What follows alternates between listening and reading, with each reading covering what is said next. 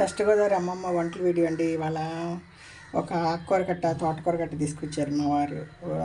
ఇద్దరమే ఉన్నాం కదండి, ఏది వండినా ఎక్కువ అయిపోతుంది. దానికి ఏం చేశానండి, బాగా గిల్లి రూట్లు మాత్రం గిల్లేసి క్లీన్ చేసి బకెట్లో 10 సార్లు జాడించాను.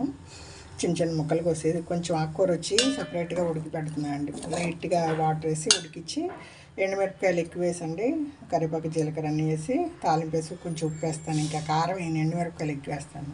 ఇదిగో సగం తోటకూరలో అండి ఉల్లిపాయ, పచ్చిమిరపకాయ, 2 టమాటాలు వేసాను, ఉప్పు పసుపు వేసాను. ఇదిగో చింతపండు గిన్నెలో పెట్టాను. ఇది బాగా ఉడికినాక మెదిపి తాలింపు వేస్తానండి. వెన్నపూసన నెయ్యి అన్న తాలింపు వేస్తే కమ్మగా ఉంటుంది, పుల్ల పుల్లగా బాగుంటుంది. చింతపండు వేస్తున్నాం కదా. ఇది ఈరోజు ఎందుకు వీడియో తీస్తున్నా అంటే అండి, అసలు నేను ఎవరైనా ఫోన్ నెంబరు ఉంటే నేను బ్లాక్ చేయడం అనే విషయం నాకు తెలీదు. ఇవాళ ఒక నెంబరు బ్లాక్ చేయాల్సి వచ్చింది.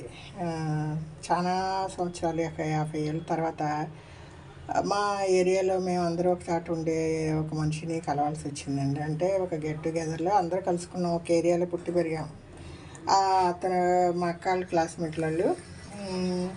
ఎలా ఉన్నావు ఏంటి ఒక్కొక్కరు మా మా చిన్నప్పుడు వాళ్ళందరూ బాగా సీనియర్స్ అండి, బాగా చదువుకుని పెద్ద పెద్ద చదువులు చదివారు వాళ్ళు.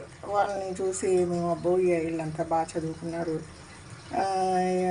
బాగా వృద్ధిలోకి వచ్చారు. అంటే మా మా టైంలో అండి 10th పాస్ అవటమే గొప్ప. అలాంటి స్టేజ్లో వాళ్ళు 10th పాస్ అయ్యి మంచి మంచి చదువులు చదివి, పై చదువులు చదివి వాళ్ళు తర్వాత టచ్ పోయిందండి. వాళ్ళకి తెలీదు, మేము అక్కడ ఉన్నప్పుడు వాళ్ళ గురించి వాళ్ళు చదివారు, ఇక్కడ చదువుతున్నారు, అక్కడ చదువుతున్నారు, ఎంత చదువులు ఎంత ఉద్యోగాలని తెలుసు. తర్వాత ఇంచుమించుగా 50 ఏళ్ళు గ్యాప్ వచ్చేసింది. మళ్ళీ ఒక గెట్ టుగెదర్లో చూడడం, మాట్లాడడం. దాంట్లో ఒక్కొక్కరు ఫోన్ నెంబర్లు తీసుకున్నాం, పాత విషయాలు కాసేపు మాట్లాడుకున్నాం, అయిపోయింది. చాలామంది మాకు బాగా క్లోజ్గా నా క్లాస్మేట్స్ వాళ్ళు చక్కగా ఫోన్ చేసుకుంటున్నాం, మాట్లాడుకుంటున్నాం. ఒకరికొకరు ఏదో అండి పాత జ్ఞాపకాలు, మన ఇప్పుడు సంసారం బంధువులు ఇరుక్కుని ఈదుకుని ఇవన్నీ పక్కన పెడతాయండి. మన చిన్ననాటి జ్ఞాపకాలు ఇప్పుడు గోల్డెన్ డేస్. ఏదో రోజు కాసేపు మాట్లాడుకుంటూ ఉంటాం. ఈ మధ్యలో మా అక్క క్లాస్మేట్ ఒక ఆయన మధ్యలో బాగున్నారమ్మా అది ఇది అని ఫోన్ చేశాడు. సరే బాగానే ఉన్నామండి, ఎట్లా అంటే ఏం చేస్తున్నానంటే పిల్లలు పెళ్ళిళ్ళు అయిపోయినాయి, నేను ఏదో పెద్ద సంస్థలో ఏదో పని చేస్తున్నాను అన్నీ. సరే సంతోషం అండి, హ్యాపీ అంతవరకు. ఆ తర్వాత మొన్న ఫోన్ వచ్చిందండి, 2-3 ఫోన్లు వచ్చినాయి నిన్న. ఆయన ఏదో పెద్ద ఆయన, మాకన్నా పెద్ద ఆయన కదా, ఇంకేదో పని చేసుకుంటా ఉన్నారు, ఏదో పెద్ద చదువు చదివాడు.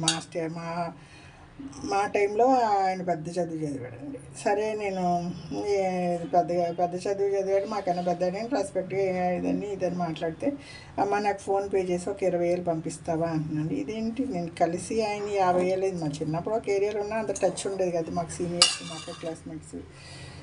నేను అంత టచ్ ఉండదు, ఏదో అంత మనకైనా 3 ఏళ్ళు పెద్దవాళ్ళతో మనం ఏం మాట్లాడతామండి. తర్వాత ఏదో కలిసాం, ఒక ఏరియా వాళ్ళం కాబట్టి ఏదో మాట్లాడాము, ఫోన్ నెంబర్లు తీసుకున్నాం. దానికి ఒక 20,000 పంపమ్మా, బండి రిపేర్ అయింది.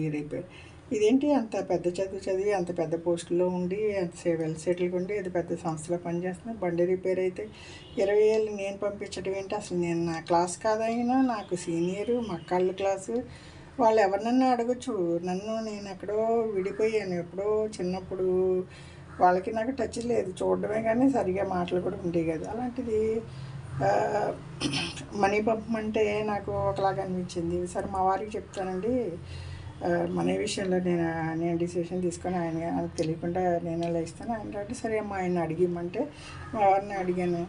ఆయన ఎవరో ముక్కు మొహం తెలియదు, ఎక్కడో కనిపించారు, ఫోన్పే చేసి డబ్బులు ఇమ్మంటే మళ్ళీ వెళ్ళి మన వాళ్ళ దగ్గర వెళ్ళి అడుగుతామా, ఎక్కడెక్కడో ఉంటున్నాము, ఇవన్నీ విషయాలు కాదు. ఆయన అడగకూడదు, వాళ్ళకి తెలిసిన వాళ్ళ ఏరియాలో అడగాలి. కానీ నువ్వు ఇంత దూరం, నీకు తనకన్నా చిన్నదాన్ని నువ్వు ఇంత దూరం వచ్చేసి డబ్బులు అడగాల్సిన పని లేదు. ఆయన మీద రెస్పెక్ట్ కూడా పోతుంది, ఎందుకు టచ్ గమనుండు లేదని చెప్పేసి అంటే నేను లేదని చెప్పేసాను. తర్వాత ఫోన్ చేసి 10 కాదు 20 కాదు 10 అని ఇమ్మంటున్నాడు.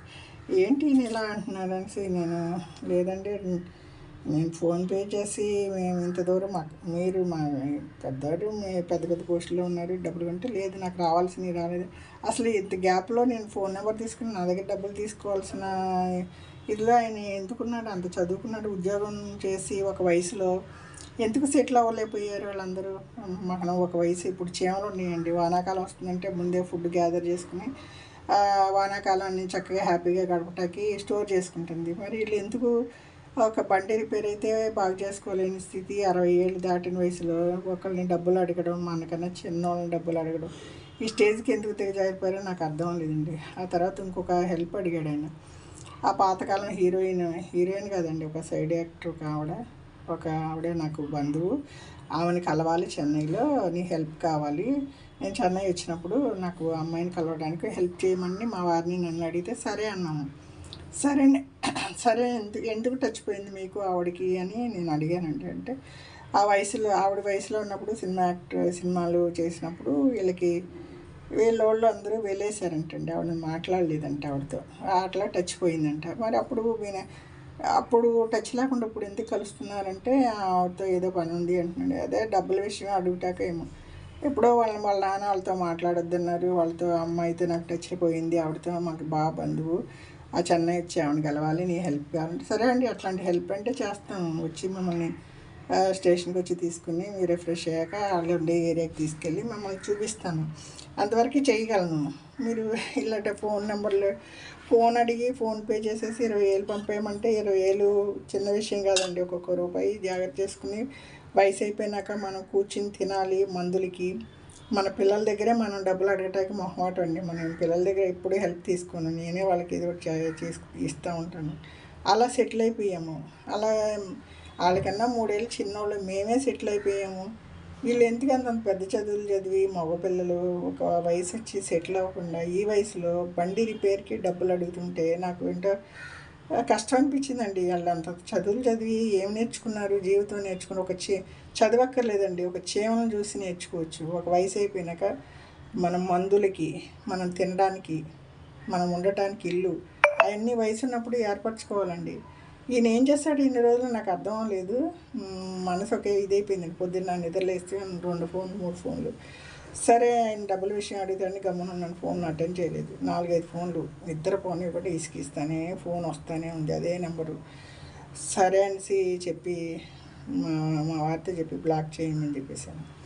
అవసరం లేనండి విషయాలు, తలనొప్పి. మనం వాళ్ళ గురించి ఆలోచించి మన మైండ్ బ్లాక్ అవుతుంది.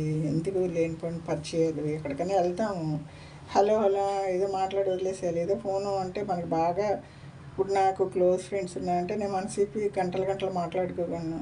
నాకు సంబంధం లేదు, ఏదో ఫోన్ నెంబర్ అడిగారు, చెన్నై వచ్చినప్పుడు మేము కలుస్తాను, నాకు హెల్ప్ కావాలంటే సరే ఓకే అన్నాం. మా వారు నేను కలిసి ఓకే రండి, మీరు అది ఆవిడని ఎవరో సినిమాకి సంబంధించిన ఆవిడని కలవడానికి మేము హెల్ప్ చేస్తాను అన్నాను. అంతవరకు ఓకే అండి, అది కూడా నేను చేయగలను. కానీ ఇది మనీ ఫోన్పే చేయండి, ఇదేంటండి, ఇది నాకేం పద్ధతిగా అనిపించలేదు. అలాంటి వాళ్ళతో టచ్ పెట్టుకోవడం మనకు తలనొప్పండి. ఒక ఫోన్పే చేస్తాను, మళ్ళీ నేను వెళ్ళి ఆంధ్రాలో ఆయన ఎక్కడున్నాడో వెళ్ళి ఆయన పట్టుకోగలను. ఆయన అంత పోస్ట్లో ఉండి అంత చదివి అక్కడ పుట్టిన ఏరియాలోనే అక్కడ ఉంటున్నాడు సమీపంలో, ఆ ఏరియాలో అందరూ తెలుసు. నేను కొత్తగా నీకు 50 ఏళ్ళ తర్వాత ఏదో ఫంక్షన్లో కనిపించింది, నన్ను డబ్బుల విషయంలో ప్రెషర్ చేయడం రాలేదు. ఇలా ఉండకూడదండి. ఎవరైనా మనం వయసు ఉన్నప్పుడు ఏదో సంపాదించుకోవాలి, వయసు అయిపోయినాక తినడానికి, ఉండటానికి. ఒకళ్ళు చేయి చెప్పకుండా మన మందులకి మన ఇన్కమ్ అండి, వయసులో ఉన్నప్పుడు ఏదో ఒకటి ఏర్పాటు చేసుకోవాలి. రెగ్యులర్గా నెల ఇన్కమ్ వచ్చేలాగా ఏదో ఒకటి ఏర్పాటు చేసుకోవాలండి, గౌరవంగా బతకాలి. ఇది వెస్ట్ గోదావరి అమ్మమ్మ వంటల వీడియో అండి. ఏనుగు ఎంతో పెద్దగా ఉంది, ఏదో చేస్తుందంటే అంటే తర్వాత తుసుమందంటే అండి, అలా ఉంది వీళ్ళ పరిస్థితి. నాకు చాలా అప్సెట్ అయిందండి. నేను చిన్నప్పుడు అంత బాగా చదువుకున్నారు, వాళ్ళు ఎక్కడో స్టేజ్లో ఉంటారంటే వాళ్ళు ఇంకా నేల మీదే బాగుతున్నారు.